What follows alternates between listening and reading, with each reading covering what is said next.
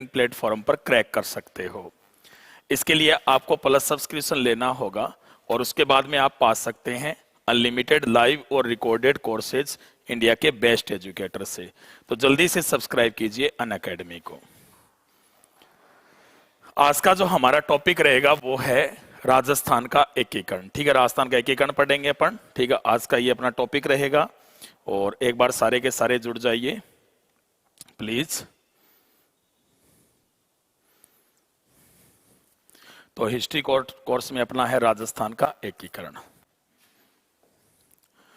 तो मेरा नाम दामोदर प्रसाद शर्मा है। मेरा टीचिंग एक्सपीरियंस 15 इयर्स का है और मैंने टीचर ट्रेनिंग कोर्स भी किया है। और आपको याद रखना है कि मैंने 2018 में टीचर एग्जाम भी क्लियर किया है। ठीक है, तो एक बार सेशन को लाइक शेयर जरूर कर दीजिए और यदि आपने अभी तक राजस्थान 360 चैनल को सब्सक्राइब नहीं किया है तो प्लीज सब्सक्राइब जरूर कर लीजिए। ठीक है, सोनी जी गुड इवनिंग, आपका बहुत बहुत स्वागत है अनअकैडमी पर।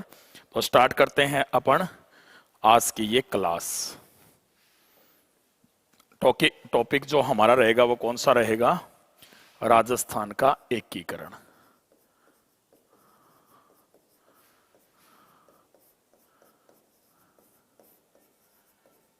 ठीक है, हमारा टॉपिक कौन सा है? राजस्थान का एकीकरण। ठीक है, ये हमारा टॉपिक रहेगा राजस्थान का एकीकरण। एकीकरण का मतलब ये है कि जो रियासतों में बंटा हुआ क्षेत्र था उसे फिर से एक किया गया था। एक प्रकार से कहा जाए तो ऐसा जो क्षेत्र जो आपको पता ही है 19 रियासतों में 3 ठिकानों में और एक चीफ कमिश्नरी प्रांत जिसका नाम क्या था? अजमेर मेरवाड़ा, इसमें बंटा हुआ था, एकीकृत किया गया। कैसी प्रक्रिया रही वही अपन पढ़ रहे हैं। काफी इंपॉर्टेंट भी टॉपिक है। ठीक है, लगभग जो हर एग्जाम होता है तो इसमें से क्वेश्चन आते हैं, आपको पता है, एकीकरण में से। ठीक है, तो सबसे पहले मैं थोड़ा सा आपको बता देता हूं मेन चीज। आपको याद रखना है कि 1800 ईस्वी में सर्वप्रथम जॉर्ज थॉमस के द्वारा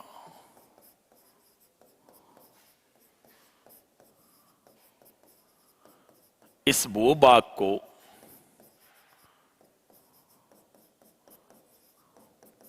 राजपूताना कहा गया। यानी सबसे पहले इस भूभाग को राजपूताना कहा गया था। किसके द्वारा कहा गया था? अभी जॉर्ज थॉमस के द्वारा कहा गया था। ठीक है ना, जॉर्ज थॉमस ने सर्वप्रथम इस भूभाग को क्या कहा था? राजपूताना कहा था। याद रखना है कि 1805 ईस्वी में सर्वप्रथम विलियम फ्रैंकलिन के द्वारा, किसके द्वारा? विलियम फ्रैंकलिन के द्वारा, जिन्होंने पुस्तक लिखी थी जिसका नाम क्या था? The military memoirs of mister George Thomas. ठीक है, ये जो पुस्तक लिखी गई थी, तो इस पुस्तक में पहली बार बताया गया कि जॉर्ज थॉमस ही ऐसा पहला व्यक्ति था। आज एमसीक्यू नहीं है सोनी जी। ठीक है, अभी 2-3 दिन टॉपिक चलेगा, फिर एमसीक्यू रहेंगे। ठीक है, तो याद रखना है कि विलियम फ्रैंकलिन ने सबसे पहले बताया था कि जॉर्ज थॉमस ही पहला व्यक्ति था ऐसा जिसने इस भूभाग को क्या कहा था? राजपूताना कहा था। आपको याद रखना है कि 1829 ईस्वी में कर्नल जेम्स टोड ने, किसने भाई? कर्नल जेम्स टोड ने अपनी पुस्तक जिसका नाम क्या था? The analogs and the antiquities of Rajasthan में, the analogs and the antiquities of Rajasthan में इस भूभाग को क्या कहा था? राजस्थान कहा। ठीक है ना, तो एक प्रकार से स्वतंत्रता से पहले ये जो भूभाग है राजस्थान वाला, इसे राजपूताना नाम से ही संबोधित किया जाता था। ठीक है, स्वतंत्रता से पहले से क्या कहते थे? राजपूताना नाम से इसे संबोधित किया जाता था इस भूभाग को। ठीक है, स्वतंत्रता के बाद में जब एकीकरण की प्रक्रिया प्रारंभ हुई उसके बाद में राजस्थान शब्द जुड़ा था। हालांकि राजस्थान शब्द का जो पहला प्रयोग है वो कर्नल जेम्स टोड ने किया था, यानी कर्नल जेम्स टोड वही जिन्हें राजस्थान के इतिहास का पितामह कहा जाता है, कर्नल जेम्स टोड को, वही कर्नल जेम्स टोड जिसकी यदि अपन बात करें तो उन्हें घोड़े वाले बाबा के नाम से भी जाना जाता है, जिन्होंने पुस्तक लिखी थी the central and the western Rajput states of India, जिसमें पूरी हिस्ट्री का वर्णन किया गया था। तो उसी कर्नल जेम्स टोड ने सबसे पहले राजस्थान शब्द दिया था। और राजपूताना पूछा जाए तो जॉर्ज थॉमस। तो ये क्वेश्चन सीधे ही उठ जाते हैं, आपको पता है एग्जाम में बहुत बार आते हैं, तो कई बार कंफ्यूज मत हुआ करो। जॉर्ज थॉमस ने तो इसे क्या कहा था, राजपूताना, और कर्नल जेम्स टोड ने इसे क्या कहा था, राजस्थान का। ठीक है, चलते हैं फिर नेक्स्ट। सबसे पहले बात करते हैं अपन स्वतंत्रता की प्रक्रिया कब शुरू हुई। 20 फरवरी 1947 को ब्रिटेन के प्रधानमंत्री, जिनका नाम क्या था भाई, क्लीमेंट एटली। क्या नाम था, क्लीमेंट एटली ने, ब्रिटेन के प्रधानमंत्री क्लीमेंट एटली ने भारत की स्वतंत्रता की घोषणा की। यानी भारत की स्वतंत्रता की घोषणा है वो सबसे पहले किसके द्वारा की गई थी भी, क्लीमेंट एटली के द्वारा की गई थी। कब, 20 फरवरी 1947 को। ठीक है, उसके बाद में आपको पता है कि कौन सी योजना आई थी, माउंटबेटन योजना। ठीक है, जिसे डिक्की बर्ड प्लान भी कहते हैं, और इसे कहा जाता है 3 जून योजना। क्या कहते हैं भी इसे, 3 जून योजना के नाम से भी जाना जाता है। ठीक है, ये जो योजना थी ये कब प्रस्तुत की गई थी, 3 जून 1947 को। कहां पे पेश की गई थी भी, दिल्ली में पेश की गई थी। और इसे पेश किया था भारत के अंतिम British governor general Lord Louis Mountbatten ने। किसने किया था, लॉर्ड लुई माउंटबेटन ने इसे पेश किया था। कब, 3 जून 1947 को। ठीक है, याद रखना है कि यही वो योजना थी जिसमें भारत की आजादी का दिन तय किया गया। ठीक है ना, इसी योजना में भारत की आजादी का दिन तय किया गया था। ठीक है ना, तो इसी योजना में भारत की आजादी का दिन तय हुआ था। कौन सी योजना में भी, माउंटबेटन योजना में तय हुआ, जो कब हुई थी, 3 जून 1947 को। ठीक है, आपको पता है कि इसी योजना में 2 देश अस्तित्व में आए थे, भारत और पाकिस्तान।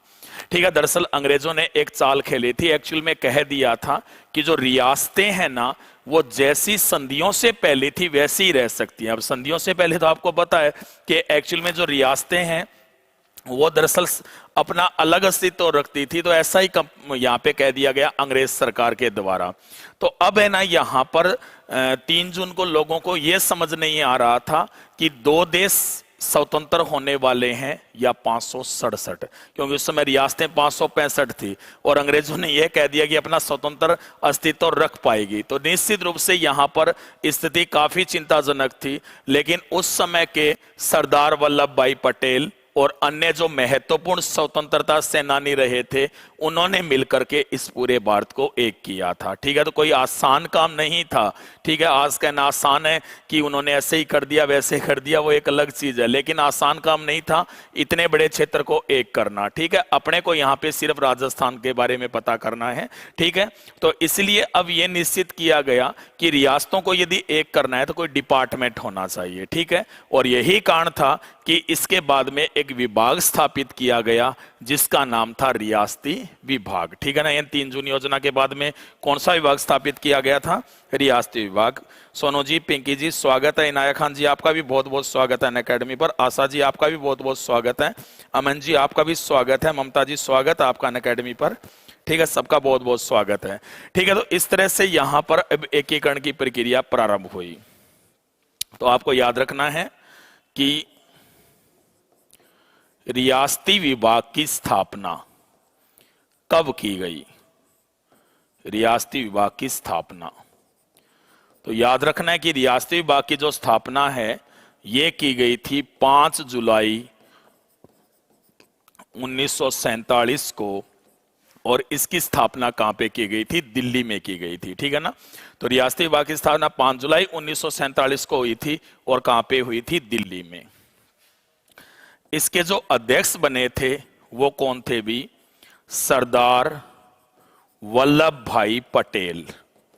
सरदार वल्लभ भाई पटेल इसके अध्यक्ष बने थे, जबकि इसके जो सचिव बने थे वो कौन बने थे? वीपी मेनन, वेद प्रकाश मेनन। ठीक है, ये इनके सचिव बने थे। कौन से विभाग के? रियासती विभाग के। थोड़ी सी अपन जानकारी प्राप्त कर लेते हैं इसके बाद में। याद रखना है आपको कि भारत में कुल रियासतें कितनी थी? भारत में जो कुल रियासतें थी वो कितनी थी भी? तो कुल रियासतें थी भारत में कितनी? 565। कितनी थी? 565। लेकिन आपसे पूछा जाए कि स्वतंत्रता के दिन, यानी जब भारत स्वतंत्र हुआ 15 अगस्त 1947 को, तो उस दिन भारत में कुल कितनी रियासतें थी? तो उस दिन भारत में कुल रियासतें थी 562। कितने थी? 562। इसका कारण यह था कि हैदराबाद, इसके अलावा कश्मीर, इसके अलावा जूनागढ़, ठीक है ना, ये जो रियासतें थी ये स्वयं को स्वतंत्र घोषित कर चुकी थी। ये रियासतें थी ना, उन्होंने कहा कि हम तो स्वतंत्र रहेंगे, घोषित कर दिया था। ठीक है ना। तो आपको पता ही है कि उसके बाद में जूनागढ़ का, और फिर हैदराबाद में पुलिस कार्रवाई की गई, और फिर पाकिस्तान की सेना को खदेड़ा गया कश्मीर से। तो इस तरह से ये जो तीनों रियासतें थी ना फिर विलय हुई थी। ठीक है, तो ये 3 रियासतें स्वतंत्रता के दिन भारत से अपने आप को अलग घोषित कर चुकी थी, स्वतंत्र घोषित कर चुकी थी। ठीक है। आपसे पूछा जाए कि भारत की सबसे बड़ी रियासत कौन सी थी? भारत की सबसे बड़ी जो रियासत है वो कौन सी थी? तो उस समय भारत की जो सबसे बड़ी रियासत है ना वो हैदराबाद थी। कौन सी थी? हैदराबाद, जो वर्तमान में आपको पता है कहां पे है? तेलंगाना में। ठीक है, तो ये सबसे बड़ी रियासत थी भारत की। आपसे पूछा जाए कि भारत की सबसे छोटी रियासत कौन सी थी? भारत की सबसे छोटी रियासत, तो भारत की सबसे छोटी रियासत यदि पूछी जाए आपसे, तो भारत की सबसे छोटी रियासत थी बिल्लावरी। कौन सी थी भी? बिल्लावरी, जो कहां पे थी? एमपी में थी। यह पूरे भारत की सबसे छोटी रियासत थी। अब बात करते हैं अपन राजस्थान की। तो राजस्थान में कुल रियासतें कितनी थी? राजस्थान में कुल रियासतें आपको पता ही है कि कितनी थी भी? राजस्थान में कुल रियासतें 19 थी। ठीक है। आपसे पूछा जाए कि सबसे बड़ी रियासत कौन सी थी? सबसे बड़ी रियासत, वो भी किसमें? क्षेत्रफल की दृष्टि से। किसकी दृष्टि से? क्षेत्रफल की दृष्टि से। तो सबसे बड़ी जो रियासत है क्षेत्रफल की दृष्टि से वो कौन सी थी? मारवाड़, या अपन जोधपुर भी कह सकते हैं। तो ये राजस्थान की सबसे बड़ी रियासत थी जो क्षेत्रफल की दृष्टि से थी। आपसे पूछा जाए कि सबसे छोटी रियासत कौन सी थी, यानी पूछा जाए कि सबसे छोटी रियासत कौन सी थी क्षेत्रफल की दृष्टि से, तो क्षेत्रफल की दृष्टि से सबसे छोटी रियासत कौन सी थी भी? शाहपुरा थी। शाहपुरा कहां पे पड़ता है भी? भीलवाड़ा में पड़ता है। तो यह सबसे छोटी रियासत थी राजस्थान की। ठीक है ना। वो लोग, स्वागत है आपका अनअकैडमी में बहुत बहुत। यदि अपन जनसंख्या की बात करते हैं, ठीक है ना, जनसंख्या की, यानी राजस्थान की सबसे बड़ी रियासत किसमें? जनसंख्या में। ठीक है, जनसंख्या में। तो जनसंख्या में जो राजस्थान की सबसे बड़ी रियासत थी वो दरअसल कौन सी थी भी? जयपुर थी। कौन सी थी? जयपुर। ठीक है, सबसे बड़ी रियासत जयपुर थी। दरअसल जयपुर है ना, उसकी जो जनसंख्या है उस समय वो 30 लाख थी 1941 की जनगणना के अनुसार। यानी 1941 की जनगणना के अनुसार जो जयपुर है उसकी जनसंख्या कितनी थी? 30 लाख थी। ठीक है, अब पूछा जाए कि जनसंख्या की दृष्टि से सबसे छोटी रियासत कौन सी थी, यानी कौन सी रियासत सबसे छोटी थी जो जनसंख्या की दृष्टि से थी, तो आपको याद रखना है कि वो जो रियासत है वो शाहपुरा थी। यानी शाहपुरा क्षेत्रफल में भी सबसे छोटी थी और जनसंख्या में भी सबसे क्या थी? ये छोटी थी। और इसकी जो जनसंख्या है ना वो उस समय कितनी थी भी? 16,000 थी। कितनी थी? 16,000 इसकी जनसंख्या थी। ठीक है, तो नमस्ते उर्मिला जी, आपका बहुत बहुत स्वागत है अकेडमी पर। ठीक है, 16,000 जनसंख्या थी किसकी? शाहपुरा की। ठीक है, आपको पता है कि राजस्थान में कितने ठिकाने थे भी? बताइए आपको कितने ठिकाने थे राजस्थान में? राजस्थान में कुल ठिकाने 3 थे। कितने थे भी? कुल ठिकाने 3 थे। कहां पे? राजस्थान में। सबसे बड़ा जो ठिकाना है वो कौन सा था भी? सबसे बड़ा ठिकाना नीमराणा। कौन सा था? नीमराणा। नीमराणा जो कहां पे पड़ता है? अलवर में पड़ता है। और सबसे छोटा ठिकाना कौन सा था भी? तो सबसे छोटा ठिकाना था, उसका नाम था लावा, जो कौन सी रियासत में? जयपुर में। हालांकि पहले टोंक में होता था, लेकिन जुलाई 1948 में इसका विलय किस में कर दिया गया था? जयपुर में कर दिया गया था। ठीक है, तो ये सबसे छोटा ठिकाना था राजस्थान में। और एक था चीफ कमिश्नरी प्रांत। कौन सा था? चीफ कमिश्नरी प्रांत, जिसका नाम क्या था भाई? अजमेर मेरवाड़ा। कौन सा था? अजमेर मेरवाड़ा। तो ये उस समय क्या था? चीफ कमिश्नरी प्रांत था। ठीक है, तो इस तरह से ये राजस्थान की स्थिति थी जब एकीकरण की प्रक्रिया प्रारंभ हो रही थी। ठीक है, तो आपको थोड़ा सा रिपीट करा देता हूं मेन चीजें। ठीक है, आपको याद रखना है कि सर्वप्रथम 1800 ईस्वी में राजस्थान के इस भूभाग को राजपुताना कहा था जॉर्ज थॉमस ने। सबसे पहले 1805 ईस्वी में विलियम फ्रैंकलिन ने अपनी पुस्तक, जिसका नाम था the military memoirs of mister George Thomas, में इस बात का उल्लेख किया। राजस्थान शब्द का प्रयोग सबसे पहले कर्नल जेम्स टोड ने अपनी पुस्तक the analogs and the antiquities of Rajasthan में 1829 में किया था।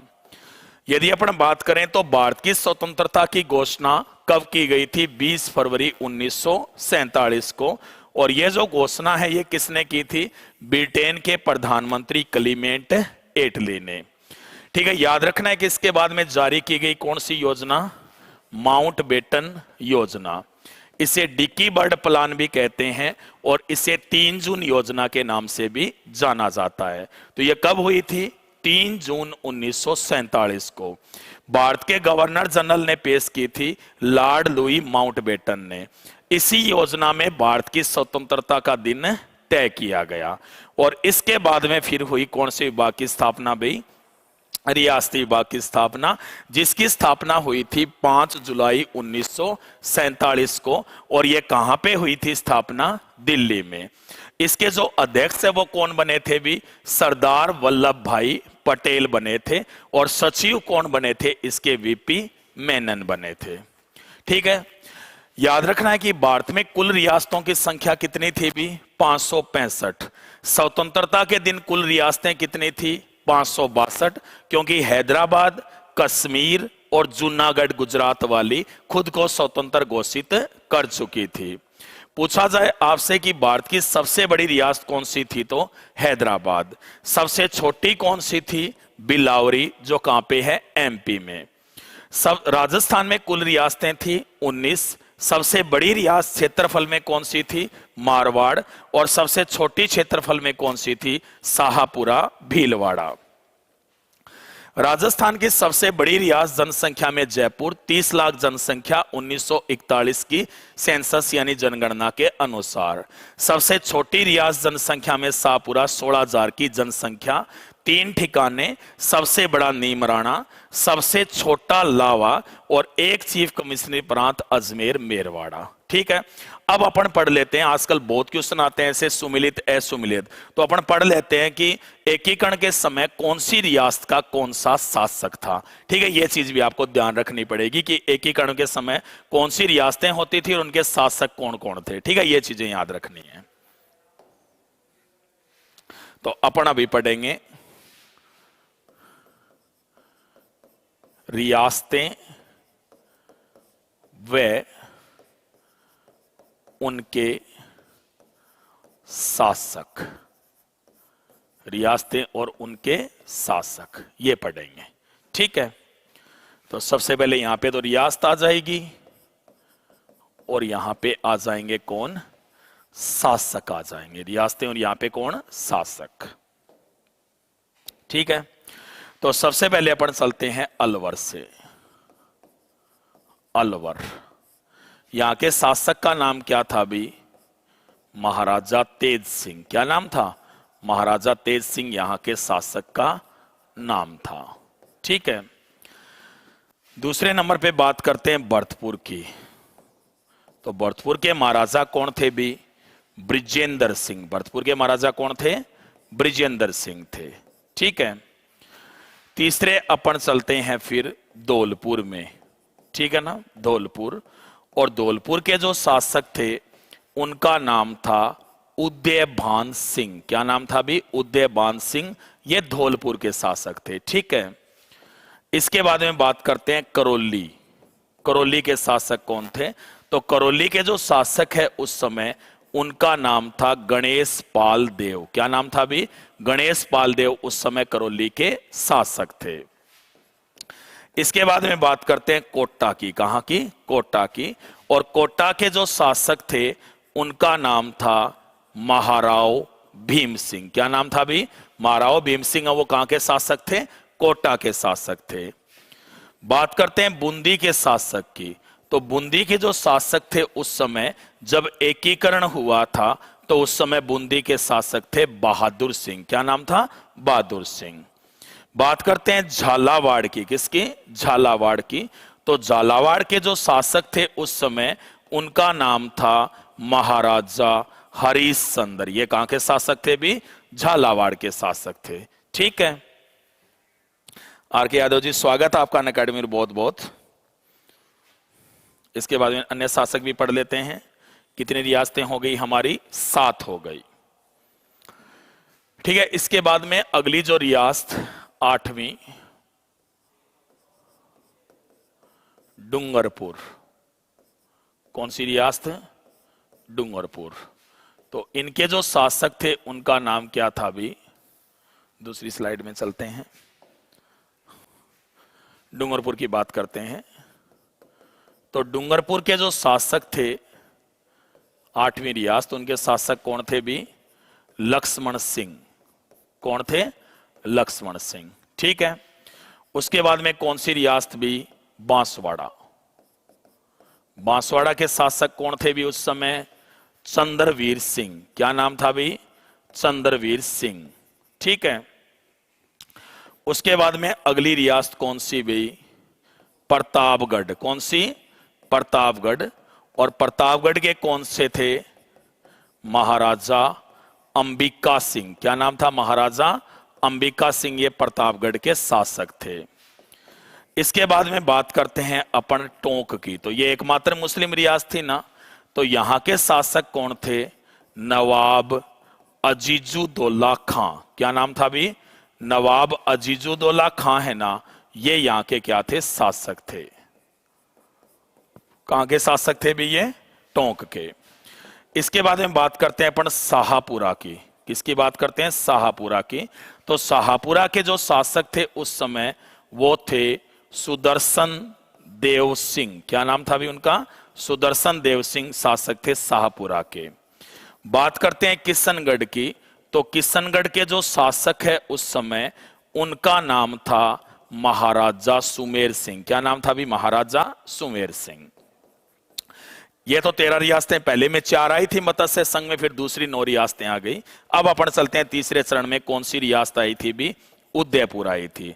और उदयपुर यानी मेवाड़ के जो शासक थे उनका नाम था राणा भूपाल सिंह। उनका नाम क्या था भी? राणा भूपाल सिंह था। ठीक है, इसके बाद में जो रियासतें आई थी, आपको पता है कि 4 रियासतें आई थी, उनके बारे में पढ़ लेते हैं। एक तो जयपुर, जिसका शासक कौन था भी? सवाई मान सिंह सेकंड। कौन था? सवाई मान सिंह सेकंड। ठीक है, बात कर लेते हैं अपन जैसलमेर की।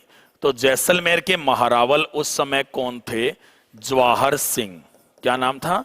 जवाहर सिंह। ये कहां के थे? जैसलमेर के। ठीक है, इसके बाद में यदि अपन बात करें जोधपुर की, तो जोधपुर के महाराजा उस समय कौन थे भाई? महाराजा हनुमंत सिंह। क्या नाम था? महाराजा हनुमंत सिंह उस समय जोधपुर के महाराजा थे। ठीक है, इसके बाद में पूछा जाए आपसे कि बीकानेर के शासक कौन थे? तो बीकानेर के शासक थे महाराजा शार्दुल सिंह। क्या नाम था उनका? महाराजा शार्दुल सिंह। और अंतिम रियासत जो एकीकरण में शामिल हुई थी छठे चरण में, वो थी सिरोही। और यहां के शासक कौन थे? अभय सिंह थे। तो ये 19 रियासतें बताई मैंने और उनके शासक आपको यहां पे बता दिए। ठीक है ना? हाँ शुभम जी, आपका बहुत बहुत स्वागत है अनअकैडमी पर। एक बार सेशन को लाइक शेयर जरूर कर दीजिए सारे के सारे। ठीक है ना? एक बार लाइक शेयर कर दीजिए सेशन को। इसके बाद में बात करते हैं अपन ठिकानों की। ठिकानों की बात कर लेते हैं। ठिकाने व ठिकानेदार। ठिकानों के क्या होते थे? ठिकानेदार होते थे। वैसे ये रियासतों के नियंत्रण में आते थे, लेकिन उनको कुछ स्वतंत्रताएं होती थी अपने रूल लागू करने की, इसलिए इन्हें अलग भी रखा जाता था रियासतों से। वैसे थे तो रियासतों में ही, आपको पता है। ठीक है, तो 3 ठिकाने थे, आपको पता है। सबसे पहले कौन सा? नीमराणा। नीमराणा का ठिकानेदार कौन था भी? राजेंद्र सिंह। क्या नाम था? नीमराणा जो अलौर में पड़ता है ना, यहां का कौन था? राजेंद्र सिंह। दूसरा ठिकाना कौन सा था भी नीमराणा के बाद में? दूसरा जो ठिकाना था वो था कुशलगढ़। कुशलगढ़ आपको पता है बांसवाड़ा में है। कहां पे है? बांसवाड़ा में। और यहां के थे ठिकानेदार भी हरेंद्र सिंह। क्या नाम था भी उनका? हरेंद्र सिंह।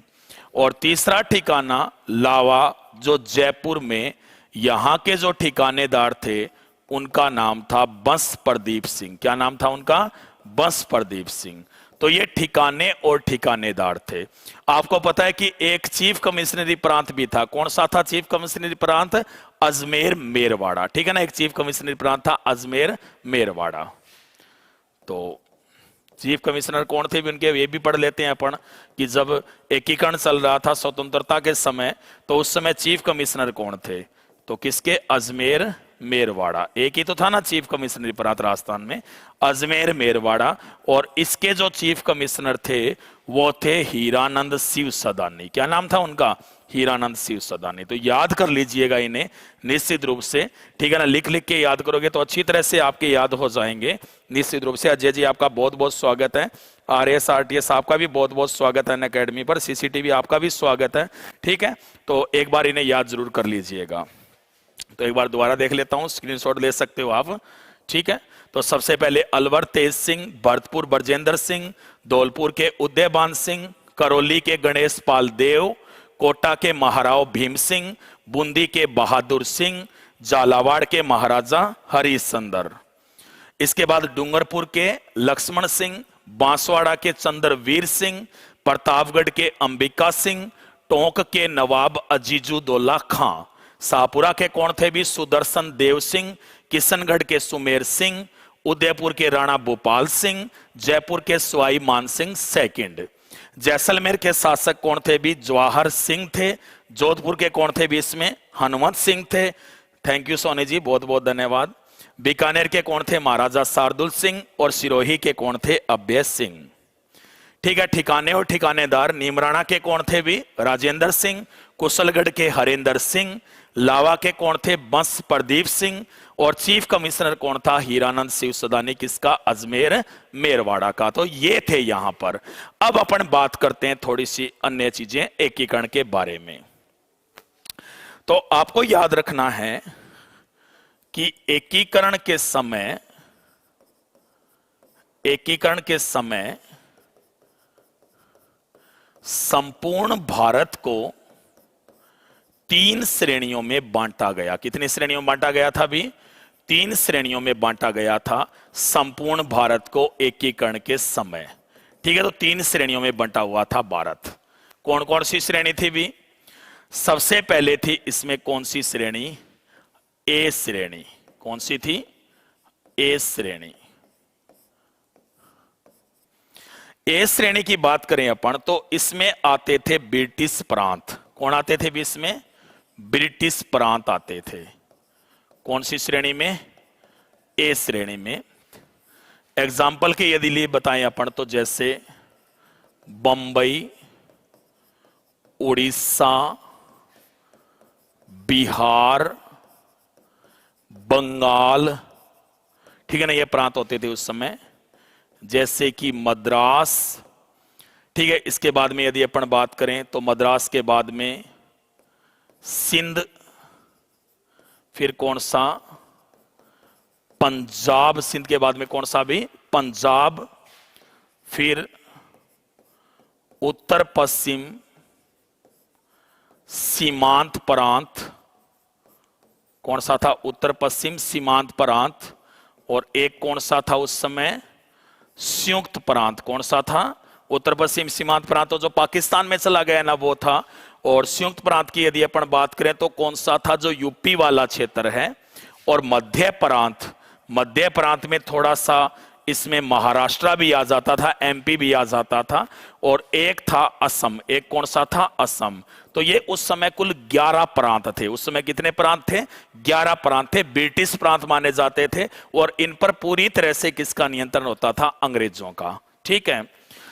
ये जो ब्रिटिश प्रांत होते थे इनका जो प्रमुख है उसे क्या कहा जाता था भी? गवर्नर कहते थे। प्रमुख को क्या कहते थे? इनके गवर्नर कहा जाता था। इनका जो प्रमुख होता था उसे गवर्नर नाम से जाना जाता था। ठीक है। हर्षवर्धन जी आपका बहुत बहुत स्वागत है अनअकैडमी पर। इसके बाद में दूसरी जो श्रेणी थी, एक्चुअल में दूसरी श्रेणी की बात करते हैं तो दूसरी जो श्रेणी थी वो कौन सी श्रेणी थी भी? इसमें बी श्रेणी थी। कौन सी श्रेणी थी दूसरी? बी श्रेणी। ठीक है। बी श्रेणी की यदि अपन बात करें तो बी श्रेणी में आते थे रियासती क्षेत्र। कौन से क्षेत्र आते थे भी? रियासती क्षेत्र आते थे। जैसे कि राजस्थान हो गया, ठीक है ना, जैसे कि मध्य भारत हो गया। ये कुछ क्षेत्र थे जो रियासती क्षेत्र थे। और रियासतें मैंने पहले ही बता दिया है भी कुल रियासतें कितनी थी? 565 थी। ठीक है। इन्हें बी श्रेणी में रखा गया था और इनके प्रमुख को क्या कहा जाता था भी? राज प्रमुख कहते थे। इनके प्रमुख को क्या कहा जाता था? राज प्रमुख कहते थे। ठीक है।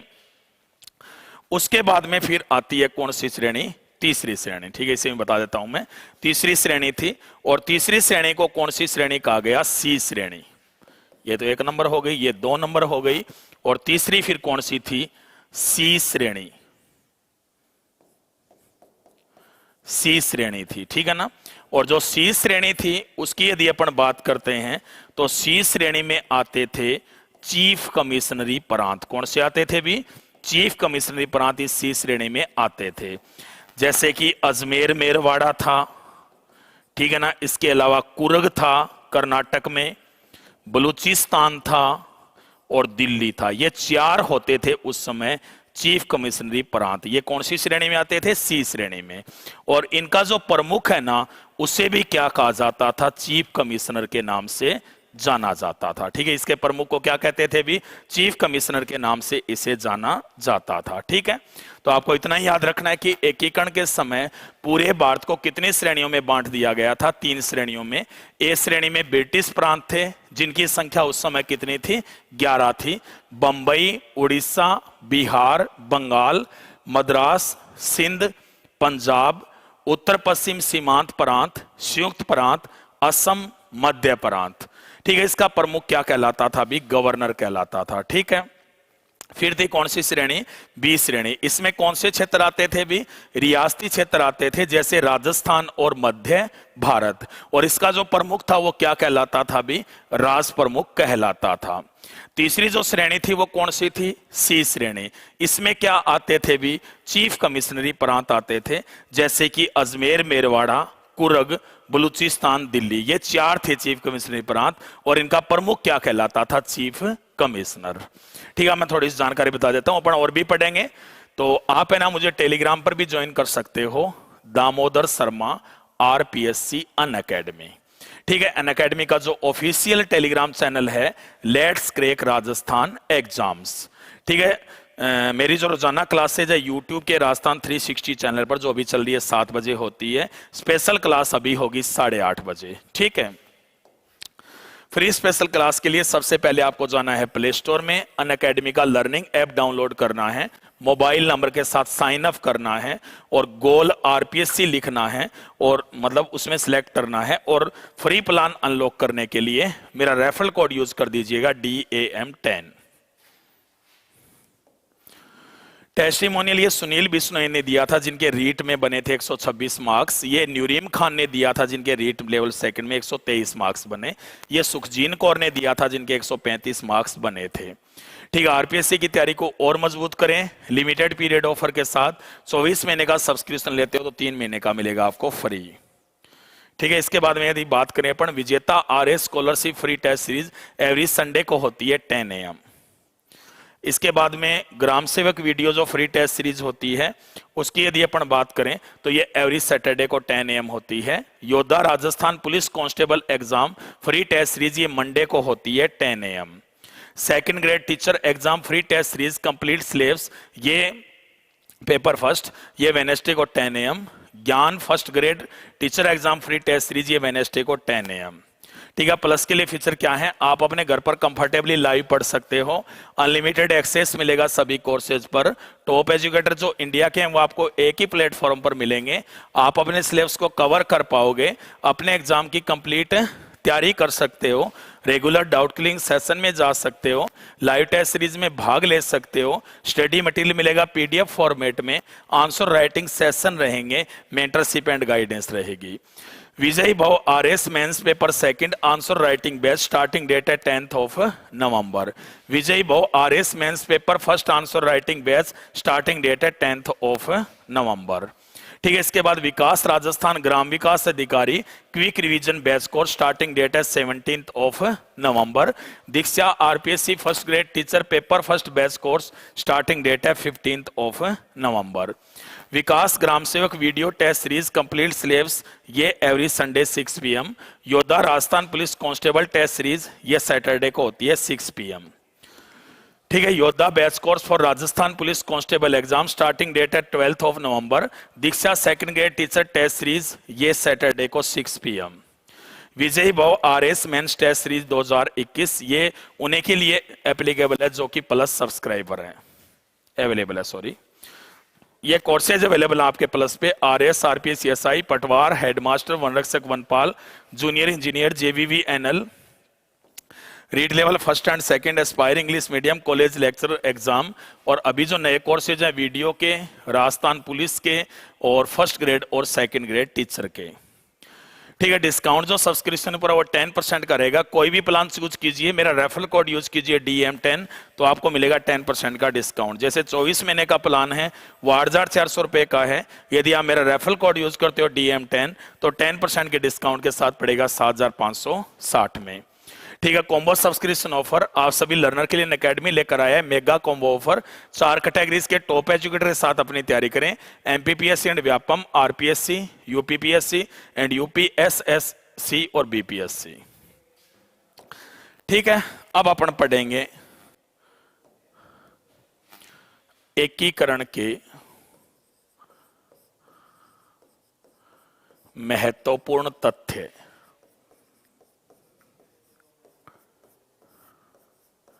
ठीक है ना, एकीकरण के इससे संबंधित क्या है महत्वपूर्ण तथ्य पढ़ेंगे अपन। ठीक है, आपको पता है कि सबसे पहले निर्माण हुआ था किसका, मत्स्य संघ का। ठीक है ना, मत्स्य संघ का जिसके नाम की सिफारिश की थी KM मुंशी ने, उसी में सबसे पहले पढ़ लेते हैं। तो आपको याद रखना है कि 30 जनवरी 1948 को गांधी की हत्या हुई थी, महात्मा गांधी की हत्या हुई थी और इनमें नाम आ रहा था अलवर के महाराजा का भी। ठीक है ना, और इसीलिए अलवर के महाराजा जिनके नाम क्या था, तेज सिंह था, और उनके दीवान थे NB खरे, उन्हें दिल्ली में नजरबंद करके रखा गया था। ठीक है ना, तो याद रखना है। एकीकरण के दौरान अलवर के शासक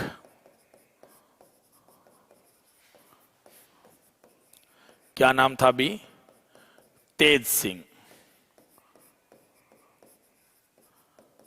वह दीवान क्या नाम था? एनबी खरे। दीवान कौन था? एनबी खरे को गांधी के हत्यारों को शरण देने के आरोप में दिल्ली में नजरबंद किया गया। ठीक है ना? यानी शरण देने के आरोप में इन्हें कहां पे नजरबंद किया गया था? दिल्ली में नजरबंद किया गया।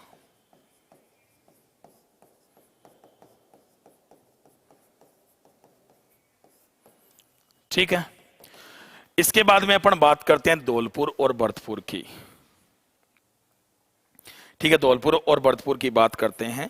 तो धौलपुर और भरतपुर की यदि अपन बात करें तो धौलपुर और जो भरतपुर है ना, ये दरअसल एक्चुअल में कह सकते हैं कि दो रियासतें ऐसी थी जिनके बारे में कहा जाता है कि ये जाट रियासतें थी। वैसे भी जाट रियासतें थी, दो ही तो रियासतें थी ना राजस्थान में, जो एक प्रकार से कह सकते हैं कि कौन सी रियासतें मानी गई थी? जाट रियासतें। ठीक है। भरतपुर व धौलपुर राजस्थान की दो जाट रियासतें थी। ठीक है, दोनों क्या थी? जाट रियासतें थी। कौन सी? भरतपुर और धौलपुर। ठीक है, याद रखना है कि दोनों जो रियासतें हैं ना, ये यूपी में मिलना चाहती थी। कहां मिलना चाहती थी? मतलब भाषाई आधार पर, क्योंकि यूपी जो बरस क्षेत्र तो है ना वहां पे, और उनका पूरा जो रीति रिवाज वगैरह सारे लगभग मेन यूपी से ही मिलते हैं, इसलिए रियासतें कहां मिलना चाहती थी? यूपी में।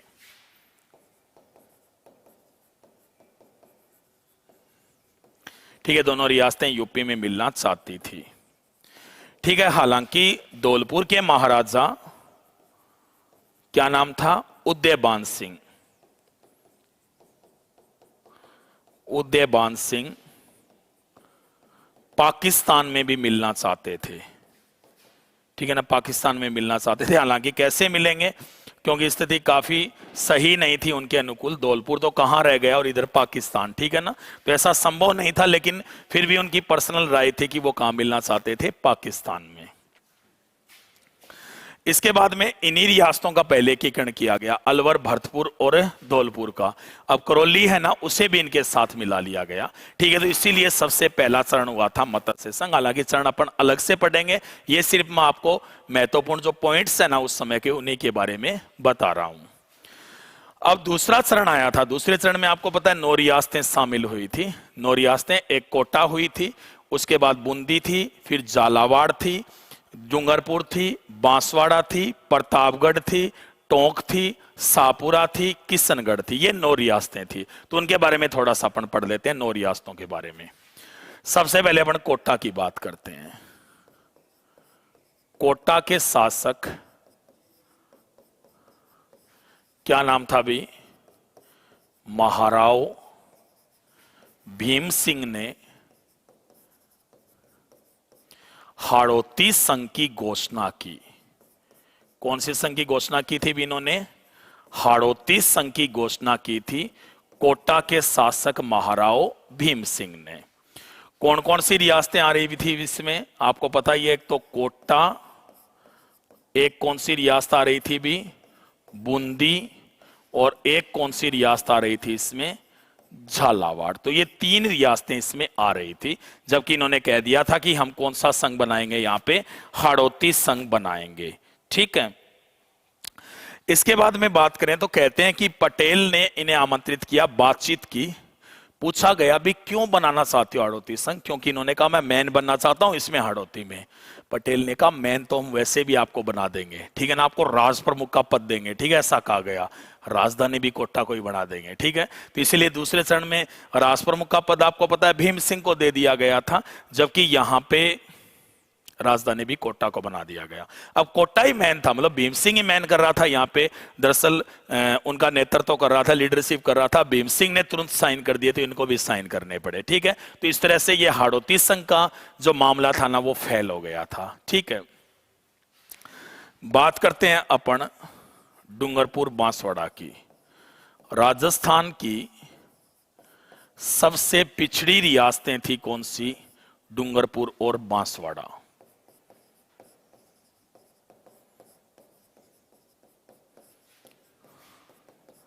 कौन सी थी? डूंगरपुर और बांसवाड़ा।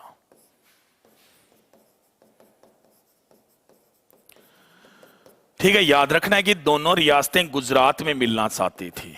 कौन से? मतलब जो गुजरात भी तो बन रहा था ना उस समय, तो दोनों रियासतें कहां जाना चाहती थी? गुजरात में मिलना चाहती थी। कौन सी? डूंगरपुर और बांसवाड़ा।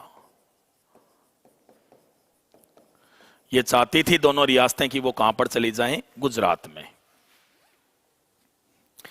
ठीक है, इसके बाद में यदि अपन बात करें तो डूंगरपुर का शासक लक्ष्मण सिंह और बांसवाड़ा के शासक था चंद्रवीर सिंह। ठीक है ना, तो उसमें जो लक्ष्मण सिंह है ना उसने दरअसल एक संगठन बना लिया था, वागड़ संघ। क्या नाम था? वागड़ संघ। याद रखना है, डूंगरपुर के शासक क्या नाम था भी? महारावल लक्ष्मण सिंह ने, महारावल लक्ष्मण सिंह ने वागड़ संघ की घोषणा की। कौन सी संघ की घोषणा की थी भी? वागड़ संघ की घोषणा की थी। ठीक है ना, वागड़ संघ की घोषणा की। ठीक है, इसमें कौन कौन सी रियासतें आ रही थी? दो तो रियासतें आ रही थी, एक तो डूंगरपुर और दूसरी कौन सी थी भी? बांसवाड़ा। और एक इसमें ठिकाना आ रहा था, कौन सा? कुशलगढ़। ये शामिल हो रहे थे। ठीक है ना, लेकिन जो पटेल है ना उन्होंने उनके साथ बैठकें की और जिसके बाद सभी पुराने आ गए। सोनू जी बहुत अच्छी बात है, बहुत अच्छी बात है, सबको बहुत अच्छे। ठीक है, तो डूंगरपुर, बांसवाड़ा और कुशलगढ़, ठीक है, 3 क्षेत्र आ रहे थे वागड़ संघ में। लेकिन यहाँ पे जो पटेल है ना उसने भी वागड़ संघ को फेल कर दिया, मतलब ये वागड़ संघ था वो फेल हो गया। और कहते हैं कि जब विलय पत्र पर हस्ताक्षर कर रहे थे तो चंद्रवीर सिंह ने कहा था, क्योंकि निश्चित रूप से वो काफी गुस्से में थे कि मैं नहीं करना चाहता लेकिन मजबूरी में करना पड़ा, और इसीलिए उन्होंने कहा था कि मैं अपने डेथ वारंट पर हस्ताक्षर कर रहा हूं। ये क्वेश्चन आ चुका है एग्जाम में। ठीक है ना, तो चंद्रवीर सिंह जो कहां का शासक था? बांसवाड़ा का। उन्होंने कहा था विलय पत्र पर हस्ताक्षर करते हुए कि मैं अपने डेथ वारंट पर हस्ताक्षर कर रहा हूं। चंद्रवीर सिंह ने कहा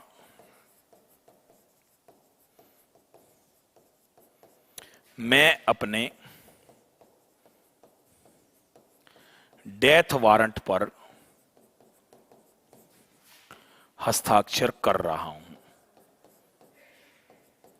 ठीक है ना, ऐसा कहा गया किसके द्वारा? यहां पे चंद्रवीर सिंह के द्वारा कहा गया। किस पर? विलय पत्र पर हस्ताक्षर करते समय। ठीक है ना, इन्होंने ऐसा कब कहा था? जब ये किस पर साइन कर रहे थे? विलय पत्र पर हस्ताक्षर कर रहे थे। इसी समय इन्होंने कहा था कि मैं अपने डेथ वारंट पर हस्ताक्षर कर रहा हूं। ठीक है, इसके बाद में बात करते हैं अपन अन्य रियासतों की। तो आपको याद रखना है कि राजस्थान की एकमात्र मुस्लिम रियासत कौन सी थी भी? टोंक थी। याद रखना है, राजस्थान की एकमात्र मुस्लिम रियासत कौन सी थी भी? टोंक थी। ठीक है, एकमात्र रियासत कौन सी थी? टोंक। तो टोंक के नवाब है ना वो भी पाकिस्तान के साथ रिलेशन बनाकर उनके साथ जाना चाहते थे, ऐसा माना जाता है। ठीक है, उसके बाद में राजस्थान की सबसे छोटी रियासतें थी कौन सी? शाहपुरा व किशनगढ़। ठीक है, एक बात बताता हूं आपको। दरअसल एक रूल होता था कि जो रियासतें होती थी ना, उन्हें तोप सलामी का अधिकार होता था। तोप सलामी दी जाती थी, IS-21 होती थी, अंग्रेज देते थे ताकि राजाओं को लगे कि उनका सम्मान किया जा रहा है, ठीक है ना। तो जो रियासतें होती थी उन्हें तो तोप सलामी का अधिकार था, लेकिन ठिकानों को यह अधिकार नहीं था। और इसलिए जो रियासतें हैं ना, उन्हें सैल्यूट स्टेट कहते थे, ठीक है, और उन्हें नॉन सैल्यूट स्टेट। रियासतों को तोप सलामी का अधिकार था, ठीक है। इन्हें क्या कहते थे भी? सैल्यूट स्टेट, ठीक है ना। और ठिकानों को तोप सलामी का अधिकार नहीं था, ठिकानों को तोप सलामी का अधिकार नहीं था। इन्हें क्या कहा जाता था भी? Non salute state. अब है ना, दरअसल ये फिक्स था कि रियासतें तो तोप सलामी के हकदार थी, ठिकाने तोप सलामी के अधिकार नहीं थे। लेकिन आपसे पूछा जाए कि राजस्थान की ऐसी कौन सी रियासतें थी जिन्हें तोप सलामी का अधिकार नहीं था, तो वो रियासतें थी भी शाहपुरा और कौन सी? किशनगढ़, ठीक है। क्यों नहीं था अधिकार? याद रखना है कि 1857 की क्रांति के समय आरोप लगाया गया कि ये जो दोनों रियासतें हैं ये विद्रोहियों के साथ थी, ठीक है ना। और इसीलिए दोनों की जो तोप सलामी है ना, वो क्या कर दी गई? छीन ली गई। तो इसलिए आपसे पूछा जाए कि राजस्थान की ऐसी दो रियासतें कौन सी थी, या कौन कौन सी रियासतें थी जिन्हें तोप सलामी का अधिकार नहीं था, तो वो कौन सी थी? शाहपुरा और कौन सी थी? किशनगढ़ थी, ठीक है। याद रखना है, शाहपुरा व किशनगढ़ राजस्थान की दो रियासतें थी जिन्हें तोप सलामी का अधिकार नहीं था, बाकी सभी को अधिकार था, ठीक है। तो ये हमने प्रक्रिया पूर्ण की, तीसरे चरण तक की प्रक्रिया पूर्ण की, ठीक है। सॉरी, दूसरे चरण की, तीसरा नहीं है, सॉरी। पहला चरण जिसमें 4 रियासतें हैं, मत्स्य संघ, और दूसरे में कौन सी? 9 रियासतें आई थी। उनके बारे में अपन ने पढ़ा, मुख्य मुख्य तथ्यों के बारे में, ठीक है। तो अभी मैं रिपीट कर देता हूं एक बार आपको।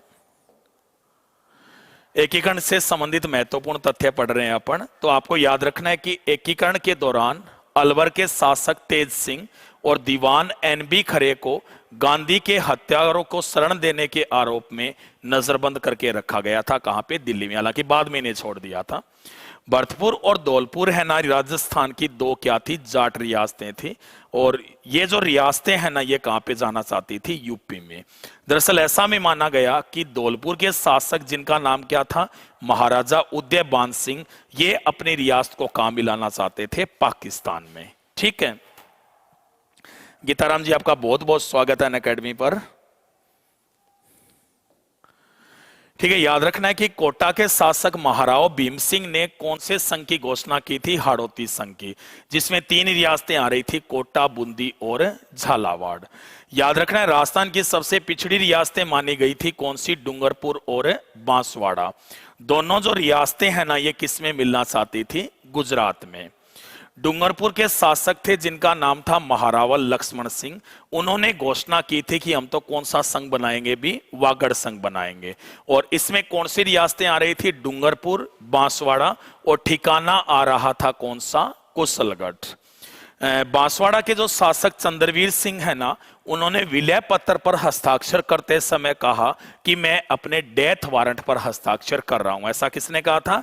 चंद्रवीर सिंह ने कहा था, जो बांसवाड़ा के शासक थे। राजस्थान की एकमात्र जो मुस्लिम रियासत है वो कौन सी थी? टोंक थी। याद रखना है, राजस्थान की सबसे छोटी रियासतें इनमें कौन सी थी भी? शाहपुरा और किशनगढ़ थी। एक्चुअल में ऐसा रूल था कि जो रियासतें थी उन्हें तो तोप सलामी का अधिकार था, जिन्हें सैल्यूट स्टेट कहते थे, जबकि ठिकानों को यह अधिकार नहीं होता था। इन्हें नॉन सैल्यूट स्टेट कहा जाता था। लेकिन शाहपुरा और किशनगढ़ राजस्थान की ऐसी दो रियासतें थी जिन्हें तोप सलामी का अधिकार नहीं था। एक्चुअल में कारण यह बताया गया कि जो तोप सलामी का अधिकार क्यों नहीं था, कारण यह बताया गया कि 1857 की क्रांति के समय इन दोनों रियासतों पर आरोप लगा था कि इन्होंने विद्रोहियों की सहायता की है, इसलिए खत्म कर दी थी इनकी तोप सलामी। तो आज अपन इतना ही पढ़ेंगे, ठीक है। बाकी का जो मैटर है अपन कल की क्लास में करेंगे।